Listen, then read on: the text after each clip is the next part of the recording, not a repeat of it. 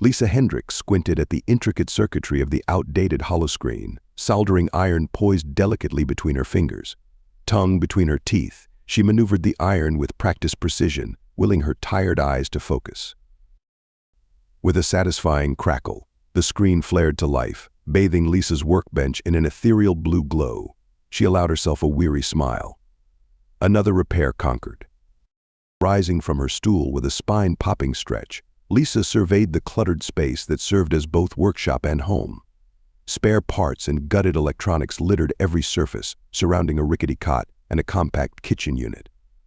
Her pet duck Quico Toad dozed in his nest of frayed wiring, unperturbed by the chaos.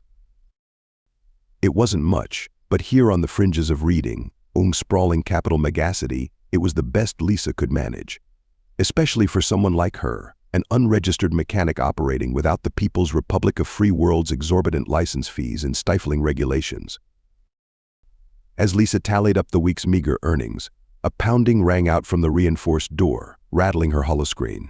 She and Kiot exchanged a startled glance. Visitors were rare in this forgotten corner of the city.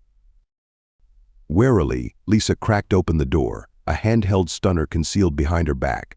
She blinked up at the towering figure on her stoop, clad in the crisp charcoal uniform of a capital dweller. His angular face was haggard, dark eyes darting. "I require your services," he barked without preamble, thrusting a battered info disc at Lisa. "Immediately." Lisa's eyes narrowed. She'd endured enough of the arrogant elite looking down on hardscrabble folk like herself. "Repairs aren't cheap," she drawled. "Especially for rushed jobs. My rig and I need to eat." The man glowered but reached into his breast pocket, retrieving a credit chip. 5,000 Republic credits. Half now, half on completion. Lisa concealed her shock at the exorbitant sum, worth more than she scraped together in a year. What was on that disc? Against her better judgment, Lisa stepped aside, ushering the man into her cramped abode. As he crossed the threshold, she caught a glimpse of the insignia emblazoned on his collar. The crimson fist of the Red Kestrels, the most notorious rebel cell on Ung. What had she just agreed to? The rebels' hasty footsteps had long since faded, but Lisa's heart still thrummed an anxious rhythm. She turned the info disc over in her trembling hands, its dull metal surface inscrutable. Slotting the disc into her most secure diagnostic rig, Lisa set to work extracting its content.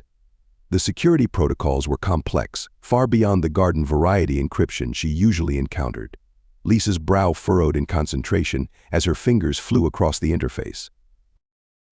With a final keystroke, the data unfurled across her screen, and Lisa rocked back in her chair, eyes wide. Schematics, maps, timetables, it was all there. A meticulously planned attack on strategic government targets across reading. The scale was staggering. Lisa's mind raced as she processed the gravity of her discovery. The People's Republic had taken so much from her, from everyone she knew. The disappearances, the crushing poverty, the constant fear, all inflicted by the iron fist of the state.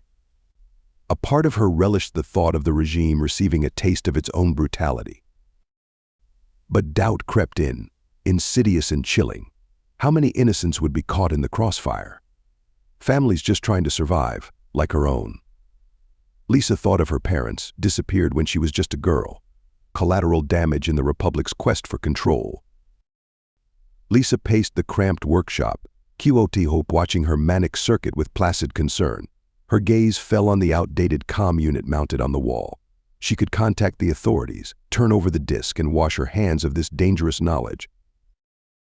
As if summoned by her thoughts, a deafening boom shook the walls, sending spare parts clattering to the floor. Lisa barely had time to grab the stunner before her door burst inward, the splintered frame yielding to an influx of black-clad soldiers. The squad fanned out through her space, energy rifles trained on Lisa's racing heart. Their leader stepped forward, eyes hard beneath his visor. "By order of the People's Republic, you are under suspicion of colluding with known terrorist elements," he intoned mechanically. "Surrender any contraband and submit for questioning." Lisa's mind whirred, thoughts crystallizing with sudden clarity. These were the foot soldiers of the regime that had stolen everything from her. The enforcers of a system that ground citizens under its heel. She could not be party to more bloodshed, but neither would she aid those who had spilled so much of it already. Lisa straightened her spine, meeting the squad leader's impassive gaze. Lying to the People's Republic carried a steep price, a price she would have to be willing to pay. "I don't know what you're talking about," Lisa declared, her voice ringing with more conviction than she felt. "I'm just a mechanic."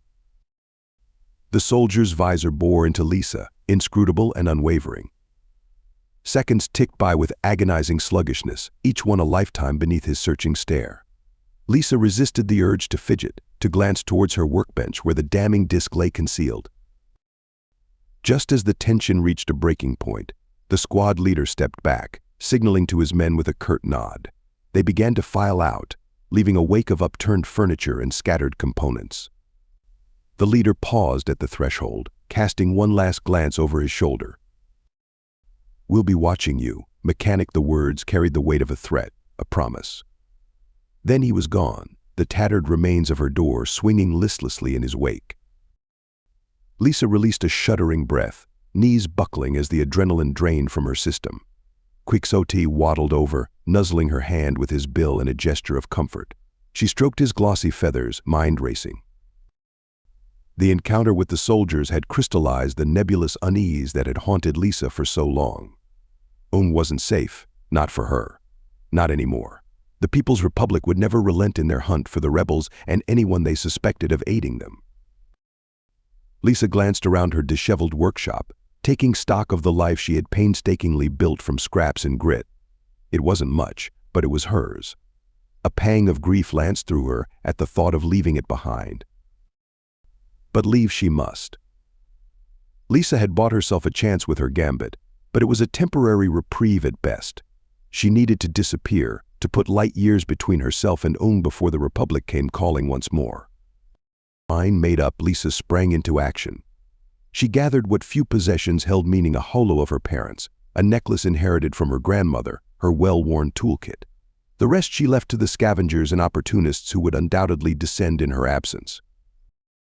Quixote trailed at her heels as Lisa made her way through the labyrinthine alleys of Reading's Undercity, the duck's inquisitive gaze taking in the sights and sounds of their impromptu exodus.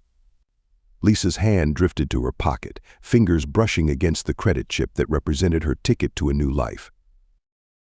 At the spaceport, Lisa booked passage on the first off-world transport with no questions asked, the rebels' generous payment more than covering the fare. As she took her seat in the cramped passenger hold, Quixote nestled in her lap. A mixture of fear and anticipation swirled within her. Lisa watched Un's mottled surface recede through the viewport, the planet that had been her home and her prison dwindling to a marble suspended in the vast reaches of space. For the first time in her life, the future was uncharted territory, a blank slate upon which to write her own destiny. As the stars stretched into the shimmering lines of hyperspace, Lisa allowed herself to dream of a life beyond the reach of the People's Republic, a life of freedom and possibility. Whatever challenges lay ahead, she would face them on her own terms. The mechanic and her duck, adrift among the stars, chasing a tomorrow brighter than the past left behind. Thank you so much for watching. Please be sure to leave us a like and subscribe too. We'll see you in the next video.